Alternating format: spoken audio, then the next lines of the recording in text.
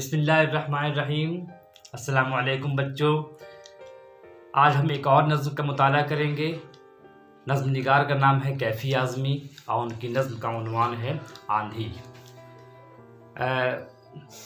کیفی اعظمی کا پورا نام سید اطہر حسین رضوی تھا۔ وہ اعظم گڑھ کے ایک چھوٹے سے گاؤں مجوعہ میں پیدا ہوئے۔ ان کی پیدائش کے حوالے سے اختلاف ہے۔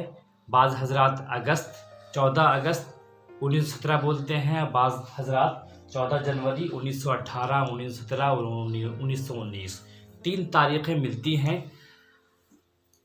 وہ ایک کیفی اعظمی کے بارے میں یہ بتانا چلوں کہ ان کا گھرانہ علمی گھرانہ تھا اور وہ ایک شیعہ فیملی سے تعلق رکھتے تھے۔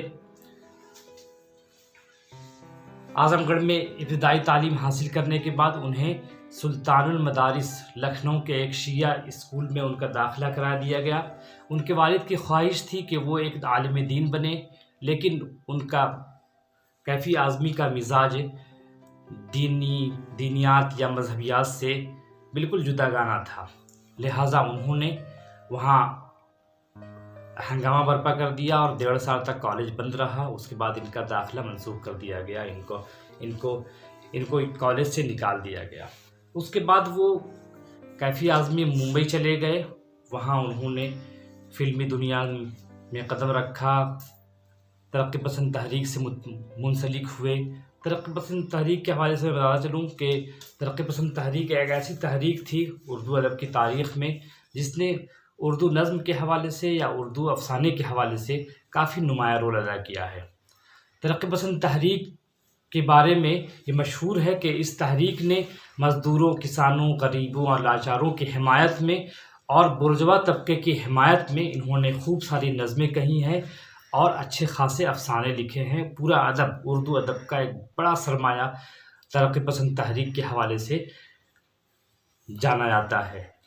تو کیفی اعظمی کا تعلق بھی ترقی پسند تحریک سے تھا۔ یہ ایک وہاں ترقی پسند تحریک کے سرگرم کارکن تھے، لہٰذا انہیں جیل بھی کئی بار جانا پڑا۔ حیدرآباد کے ایک مشاعرے میں ان کی ملاقات شوکت خانم سے ہوئی، جو ایک سنی گھرانے سے تعلق رکھتی تھیں، اور دونوں میں عشق و معاشقہ کا سلسلہ شروع ہوا اور دونوں نے شادی کر لی۔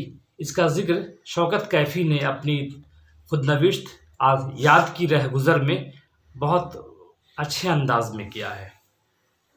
کیفی اعظمی کے 3 شعری مجموعے اشاعت سے ہمکران ہوئے۔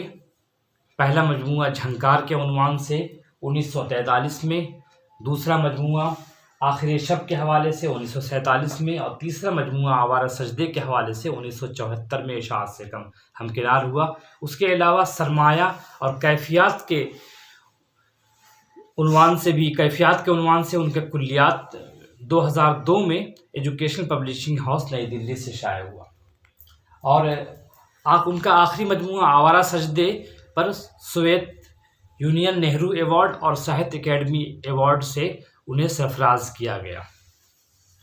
اس کے علاوہ میں نے ذکر کیا کہ فلمی دنیا میں بھی کیفی اعظمی نے کافی نمایاں رول ادا کیا ہے، اور اس کے عوض انہیں Filmfare award for best story سے نوازا گیا، اور ان کے نغموں کا مجموعہ میری آواز سنو کے نام سے 1974 میں اشاعت سے ہمکنار ہوا۔ ان کے مشہور نغموں میں جھکی جھکی سی نظر اور تم اتنا جو مسکرا رہے ہو کافی مقبول ہوئے۔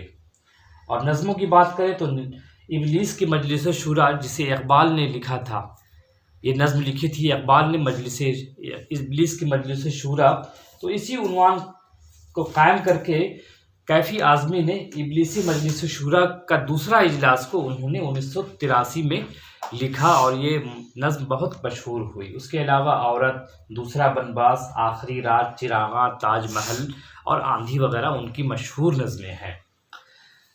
10 مئی 2002 کو ممبئی میں ان کا انتقال ہوا۔ کیفی اعظمی کو ہم کئی حوالے سے جانتے ہیں۔ ان کا ایک مشہور شعر ہے، بہار آئے تو میرا سلام کہہ دینا، مجھے تو آج طلب کر لیا ہے صحرا نے۔ یہ ان کا مشہور شعر ہے۔ بچوں کیفی اعظمی کی نظم کی طرف ہم چلتے ہیں، ان کے متن کی قرأت کرتے ہیں۔ سب سے پہلے ہم وہ نظم پڑھیں گے۔ بسم اللہ الرحمن الرحیم۔ اٹھو دیکھو وہ آندھی آ رہی ہے، افق پر برق سی لہرا رہی ہے، قیامت ہر طرف منڈلا رہی ہے، زمیں ہچکولے پیہم کھا رہی ہے، اٹھو دیکھو وہ آندھی آ رہی ہے۔ مچلتی جھومتی ہلچل مچاتی، تڑپتی شور کرتی دل ہلاتی، گرجتی چیختی فتنے اٹھاتی، قیامت کو جگا کر لا رہی ہے، اٹھو دیکھو وہ آندھی آ رہی ہے۔ فضا میں آتشی پرچم اڑاتی، زمیں پر آگ کے دھارے گراتی، شرارے رولتی شعلے بچھاتی، سرہنی روشنی پھیلا رہی ہے، اٹھو دیکھو وہ آندھی آ رہی ہے۔ بڑھی آتی ہے تعمیری تباہی، جھکی پڑتی ہے نور افزا سیاہی، جھکولے کھا رہی ہے قصر شاہی، بلا زنجیر در کھڑکا رہی ہے، اٹھو دیکھو وہ آندھی آ رہی ہے۔ نشانات ستم تھرا رہے ہیں، حکومت کے علم تھرا رہے ہیں، غلامی کے قدم تھرا رہے ہیں، غلامی اب وطن سے جا رہی ہے، اٹھو دیکھو وہ آندھی آ رہی ہے۔ نظم کے سرسری مطالعے سے ہمیں اندازہ ہو جاتا ہے کیفی اعظمی نے یہ نظم آزادی کے آس پاس لکھی ہے۔ گویا یہ نظم انگریزوں کی غلامی کو منفی کرتے ہوئے لکھی گئی ہے اور نئے ولولے اور نئے جوش کی طرف اشارہ کر رہی ہے۔ ترقی پسند شعراء نے یاس اور ناامیدی کے بجائے فرحت بخش ماحول میں شاعری کی ہے، اور وہی کیفی اعظمی کا یہی اختصاص ہے۔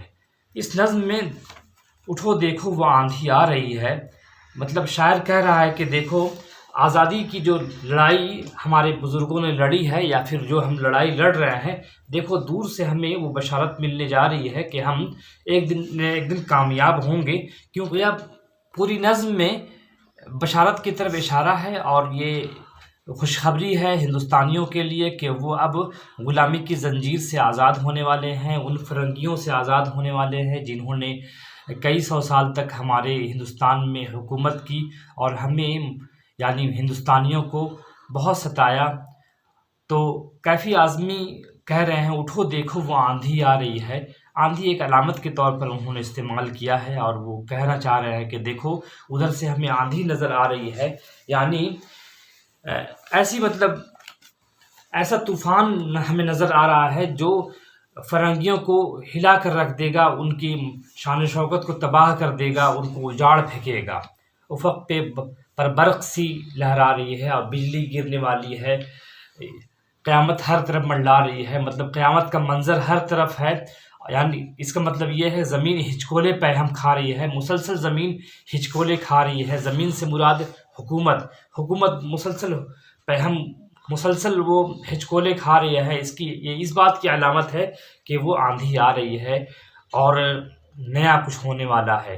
مچلتی جھومتی ہلچل مچاتی، مچلتے ہوئے جھومتے ہوئے ہلچل مچاتے ہوئے تڑپتے ہوئے شور کرتے ہوئے دل ہلاتے ہوئے گرجتی چیختے فتنے اٹھاتی، قیامت کو جگا کر لا رہی ہے، اٹھو دیکھو وہ آندھی آ رہی ہے۔ فضا میں آتشی پرچم اڑاتی، زمیں پر آگ کے دھارے گراتی، شرارے رولتے شعلے بچھاتی، سنہری روشنی پھیلا رہی ہے۔ مطلب شعلے لایا، آگ شعلے آتش لا رہا ہے، پھر آگے کہہ رہا ہے کہ سنہری روشنی پھیلا رہی ہے، مطلب اس سے سنہری روشنی پھیل رہی ہے۔ سنہری روشنی کا مطلب کہ صبح کی آمد ہو رہی ہے، صبح ہونے والی ہے اور ہم تر و تازہ ہونے والے ہیں، اٹھو دیکھو وہ آندھی آ رہی ہے۔ بڑھی آتی ہے تعمیری تباہی، ایسی تباہی آ رہی ہے جس سے ہمارا بگاڑ نہیں ہوگا بلکہ ہماری تعمیر ہوگی۔ زمین جھکی پڑتی ہے نور افزا سیاہی، اور نور برسانے والی سیاہی آ رہی ہے، مطلب روح جھکولے کھا رہی ہے قصر شاہی، اور قصر شاہی سے مراد انگریزوں کی سلطنت ہے، ان کی بادشاہت ہے کہ انہوں نے جس طرح قبضہ کیا وہ ہندوستان کو، وہ جھکولے کھا رہی ہے، بلا زنجیر در کھڑکا رہی ہے، اٹھو دیکھو وہ آندھی آ رہی ہے۔ اب آخری جو بند ہے اس میں انہوں نے ایک نئی علامت کی طرف اشارہ کیا ہے۔ نشانات ستم تھرا رہے ہیں، حکومت کے علم مطلب جھنڈا، हुकूमत के जो झंडे हैं वो थर्रा रहे थे। झंडा ही एक अलामत है, अगर झंडा गिर गया तो मतलब कि हुकूमत खराब ख़त्म हो गई। गुलामी के कदम थर्रा रहे हैं, गुलामी अब वतन से जा रही है। ये बहुत खुशखबरी वाली बात है कि वो ऐ हिंदुस्तानियों, तुमने बहुत गुलामी के दिन देख लिए, अब गुलामी वतन से जा रही है, उठो देखो, तुम बेदार हो जाओ कि वो आंधी आने वाली है और हम नई ज़िंदगी की शुरुआत करने वाले हैं। मतलब ये हुआ कि पूरी नज़्म में उन्होंने बरतानवी साम्राज्यत और अंग्रेज़ी हुकूमत के ख़िलाफ़ एक नारा बुलंद किया है कि वो अब हमारे हिंदुस्तान से उनका ख़ात्मा होने वाला है। पूरी नज़्म का ख़ुलासा ये है कि कैफ़ी आज़मी तरक्की पसंद तहरीक से वाबस्ता रहे हैं और वो अदब बराए अदब के बजाय अदब बराए ज़िंदगी के कायल हैं, बल्कि पूरी तरक्की पसंद तहरीक इसी बुनियाद पर टिकी हुई है। और कैफ़ी आज़मी ने अपनी नज़्म आंधी में उन्होंने अहले वतन को जंग आज़ादी में कूद पड़ने की दावत दी है और उन्होंने कहा है कि अगर आप जंग से घबराएंगे तो हमेशा ग़ुलाम रहेंगे, और अगर अब बेदार हो गए तो हमेशा के लिए वो ग़ुलामी आपकी चली जाएगी।